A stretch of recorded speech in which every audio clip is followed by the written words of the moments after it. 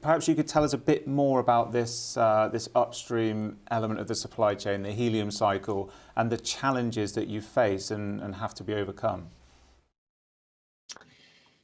Yeah, it's a great question. There's a lot of important challenges, which ironically, when you think about it, that's exactly why you need to include raising money on the list of many challenges. Um, Two other ones, come to mind is lack of modern seismic in a lot of areas, lack of infrastructure. That's always a big challenge for us. If I start with the latter, you might begin with a historical perspective. Over the past century, natural gas really didn't hold much value. Therefore, many original pipelines were only associated with oil fields to move associated gas.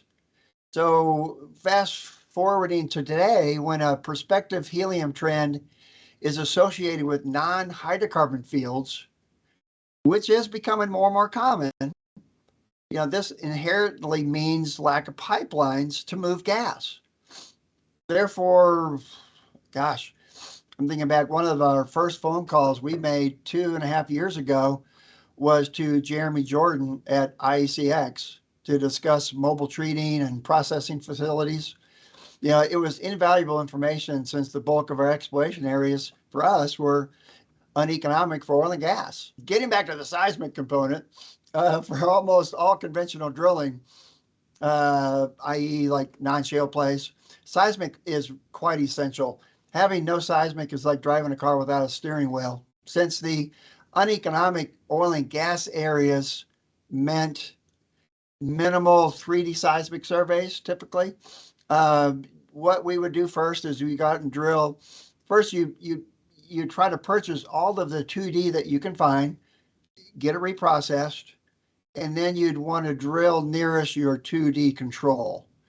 If you've been thinking about shooting a 3D, then that comes after you make that first proof of concept well.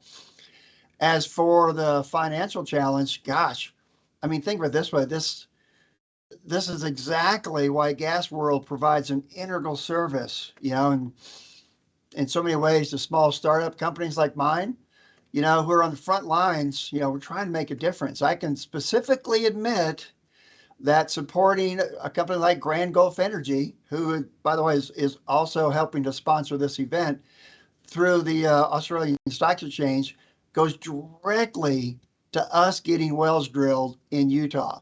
In addition, Four Corners Helium has other projects in the queue.